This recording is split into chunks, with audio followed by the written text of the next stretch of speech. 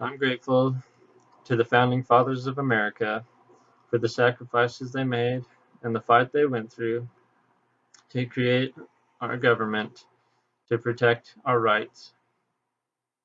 I desire the freedom and happiness of all people, but I'm concerned that we, the people, have made choices that are leading to the loss of our freedom and happiness. And that is that we have given to our government power that we didn't justly have to give. And now our government is taking control of our lives, our liberty, our property. So I'm making this video as an invitation to return to the tradition of our founding fathers, to the truths that they believed and followed. And it's pretty much summed up in the introduction to the Declaration of Independence. I said, "We hold these truths to be self-evident, that all men are created equal, that they are endowed by their Creator with certain inalienable rights, that among these are life, liberty, and the pursuit of happiness," which would include the right to own property. That to secure these rights, governments are instituted among men, deriving their just powers from the consent of the governed. So to illustrate, I'll tell a story that I got from Ezra Taft Benson. He talks about two guys, and he just calls them A and B, but I'll give them the names Earl and Randy. So, say Earl has one horse, but he wants another one for his team. And his neighbor Randy has 3 horses. And so Earl thinks that he is entitled to one of Randy's horses. Would it be right for Earl to hire the sheriff to take Randy's horse and give it to Earl? No, that would be against Randy's right to property. And even if the whole community had a vote and they decided that Randy should give his horse to Earl, they have no right to do that.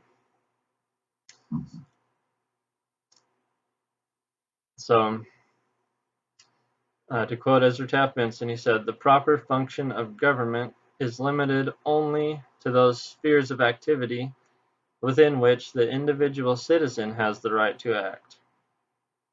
It cannot claim the power to redistribute the wealth or force reluctant citizens to perform acts of charity." So, I believe in the separation of church and state as traditionally interpreted, that prohibits the establishment of a church or religion to enforce upon all of its people. But I don't believe in the current interpretation that some people have, that there should be no public acknowledgement of God. I think that is dangerous.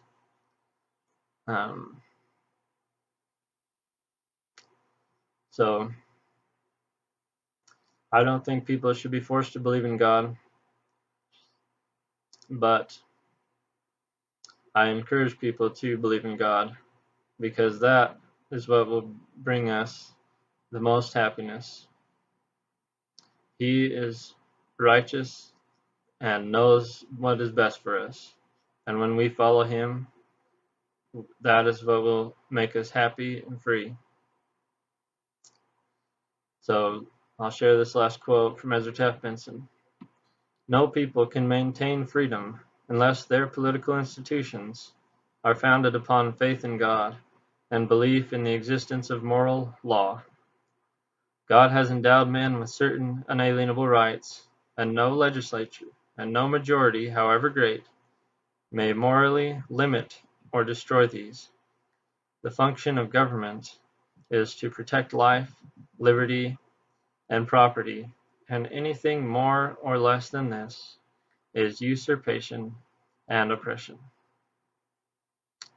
So as we participate in the political process, I hope we will remember these fundamental truths and support only the government programs that protect these basic freedoms.